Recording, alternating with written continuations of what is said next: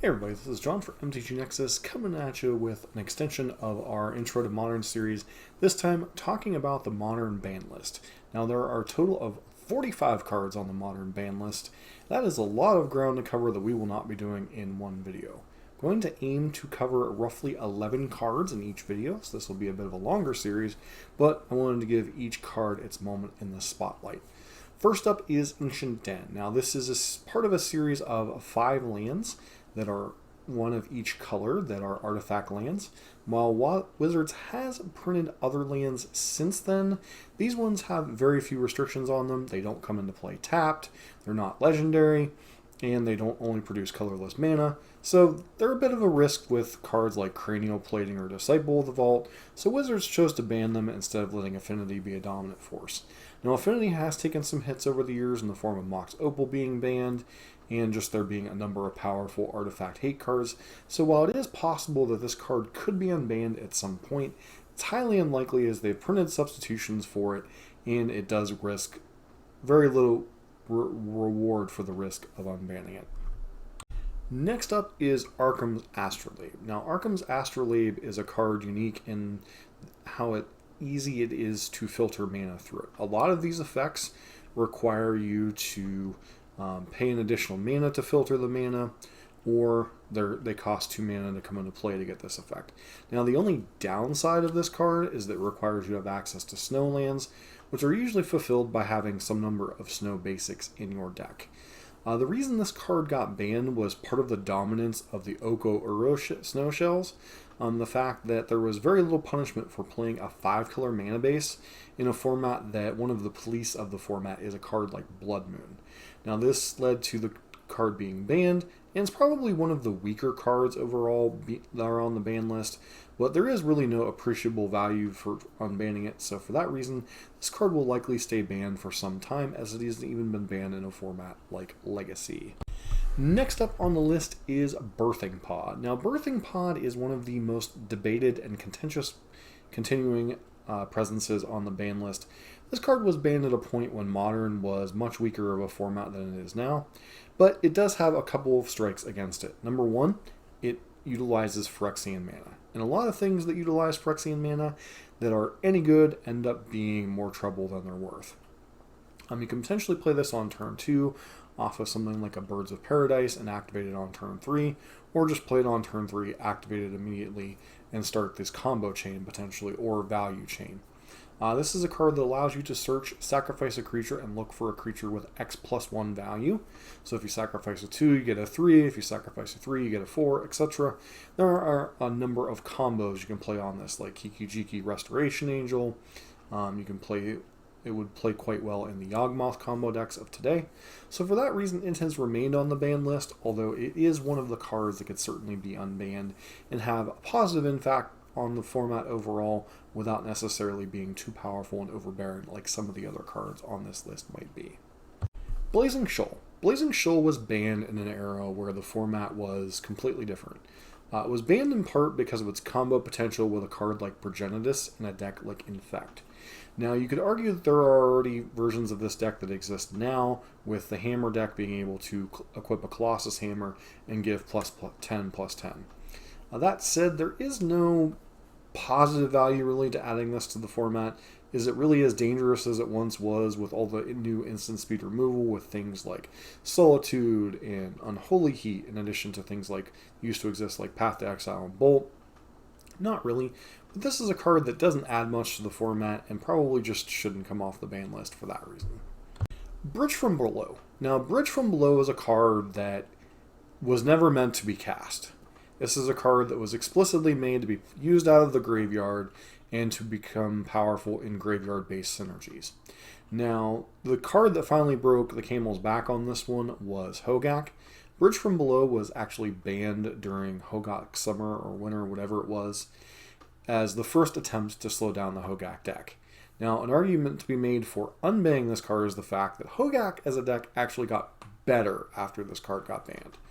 That said, you never do anything fair with this card, especially in conjunction with another card on this ban list, Dread Return, which enables you to make this appreciable large army and then, put some large creature from your graveyard back into play, especially with cards like Undercity Informer existing in the format. There really is no good reason to put this back in the format. So for that reason, it should probably remain on the ban list.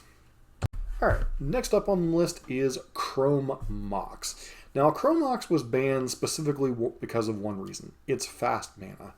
Modern is a format that they have tried to slow down repeatedly over the years, whether it's banning of something like Rite of Flame, whether it's the banning of cards like Seething Song, Mox Opal. Chrome Mox kind of fits into that same category. This is a card that allows you to cast it for 0 whenever it comes into play, imprint a non-artifact, non-land card onto it, and then whatever color that mana's casting cost for that spell is, you're then able to tap for that color. Now, obviously, this is very dangerous. You're basically trading a card for another land drop almost effectively. So, very dangerous to the format and is one of the reasons why it got banned. As far as the thought of unbanning this card, there really is no positive reason to unban this, unless for some reason you wanted fast mana to be a part of the format, and Wizards has definitely made it clear that is not their aim of the modern format. Next up, Cloudpost, also known as Tron on Crack. This card is usually paired with Vesuva and Glimmerpost, and can also be paired with Thespian Stage to create an exponential amount of ridiculous mana. For each cloud or each Lotus in play, Cloudpost taps for 1 mana. The above named cards, especially Cloudpost and Glimmerpost, are loci, and Thespian Stage and Vesuva can copy Cloudpost. So 1 Cloudpost equals 1 mana, 2 Cloudposts equals 4 mana, 3 Cloudposts equals 9 mana, which is even more exponentially powerful than Tron. Cloudpost was banned because it was an overpowering ramp deck that featured Green Sun Zenith, Primeval Titan, and a number of Eldrazi. And also Glimmerpost happens to gain you life, so this just kind of got out of hand really quickly, and a lot of decks in the format just couldn't keep up with its power. If you need a good example of that, look at Green Tron this past Pro Tour, where only decks that could kind of slide under it, like Rakdos Evoke or Boros Burn, really had a chance at beating the deck consistently. Cloudpost is that even worse, so for that reason, this card should probably remain on the ban list. Alright, next up on our list is Dark Depths. Now, Dark Depths was banned because it forms a 1 or 2 card combo with Thespian Stage. Thespian Stage allows you to copy Dark Depths with 0 counters on it since it's already in play, and then sacrifice the version that has no counters, giving you an indestructible 20/20. Now, in no ban list modern, this is usually one of the more powerful decks along with Eldrazi. And for those reasons alone, you really don't want a free 20/20 floating around the format on like turn 3. So for that reason, this is a card that should probably remain on the ban list. Deathrite Shaman. Now, Deathrite Shaman is Ragavan before Ragavan was Ragavan. The power of Deathrite Shaman was not only in the fact that it is a mana dork in a format full of fetch lands and other ways of getting cards in the graveyard, it's also a miniature planeswalker, being able to drain your opponent out and gain you a little bit of life for a small mana investment. The other power of this card is the fact that it is a 1/2 rather than a 2/1 like Ragavan, meaning it's less susceptible to notable answers like Red and 6 and Orcish Bowmaster. Now, while that's not particularly relevant to when the card existed in the format, if there was a consideration to unban it in today's format, that would certainly be marks against unbanning it. This card enabled black decks, without even having green in them, to have a form of mana acceleration that was always the domain of mono green primarily. So for the fact that this card was a hybrid mana, and the fact that it did so much as a 1-drop, is the reason why the card got banned. Now, you could argue in today's modern format that other cards besides red should have access to early mana acceleration with a little bit of utility. This would also help to downplay things like Living End in the format. However, it often leads to a little bit of degeneracy with basically every color of mana now having an acceleration in the format, and leads to faster games in the format, not necessarily something Wizards is looking to promote. So for that reason, Deathrite Shaman will likely remain banned, as it is also banned in the Legacy format. Dig Through Time. Now, Dig Through Time is a powerful card of 2 tails. One, in formats where things like fetch lands exist, this card is absurdly broken along with its partner Treasure Cruise that we'll cover in a later video. Dig Through Time allows you to look at the top 7 cards of your library, put 2 of them in your hand, the rest on the bottom of your running order. Normally would cost 8 mana. However, that little keyword Delve really makes this card absurdly powerful. You can exile a card in your library, or exile a card from your graveyard to cheapen its mana cost. Now, there are certain Delve cards that exist in the modern format that have seen play or currently see play, like Murktide Regent. Previously, cards like Gurmag Angler and Tassiger, the Golden Fang, have seen play. But Dig Through Time is just a very broken card that allows you to search for key cards and is very cheap in a format with fetch lands, cheap cantrips like Consider, now the unbanned Preordain. And for that reason, this card is banned in Modern. It's also banned in the Legacy format. It is not banned in Pioneer, and one of the reasons why is the fact that Wizards chose to take the unprecedented step of banning the fetch lands in Pioneer. So they're trying to actively keep these cards available in that format, but they are simply too powerful in formats where fetch lands exist, much like its predecessor on this list, Deathrite Shaman. Number 11 on this list is Dread Return. Now, much like the card Bridge from Below, this card never does anything fair. Now, the 2 black, return target creatures from the graveyard to the battlefield, that's really on rate. There are more powerful cards in the modern format nowadays with things like Persist, Unburial Rites, and Priest of Forgotten Gods, I believe? No, that's wrong card, but the 2 mana black-white priest that Unburial Rites things. Anyways, Dread Return, the dangerous part about it is the flashback ability. Sacrifice 3 creatures, return target creature from the graveyard to the battlefield. The danger with this is self-mill decks that include cards like Nargamoebas and Bloodghasts. You basically have to play no mana to bring back your Iona or your Thassa's Oracle and just potentially winning the game on the spot.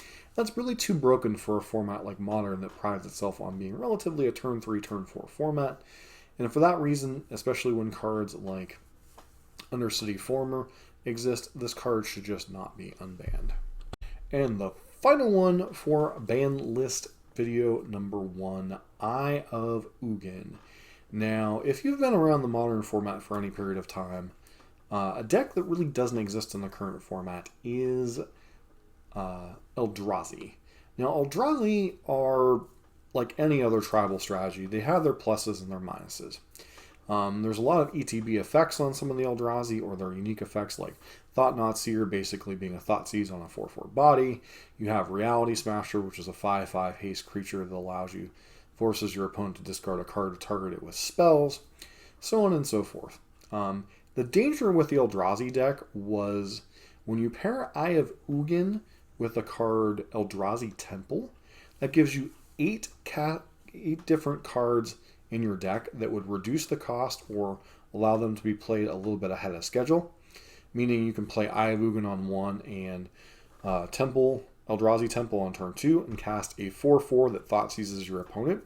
Or you could potentially play a couple of Eldrazi Mimics on turn 1 with an Eye of Ugen, and then turn 2, turn around, cast Thought-Knot Seer, hit your opponent for 8, and Thoughtseize their best card. This just led to a myriad of broken openings and led to a term known as Eldrazi Winter, which is one of the worst periods of Modern format where there was only really 2 or 3 viable decks, and the vast majority of them were flavors of Eldrazi. So for that reason, this card should remain on the ban list.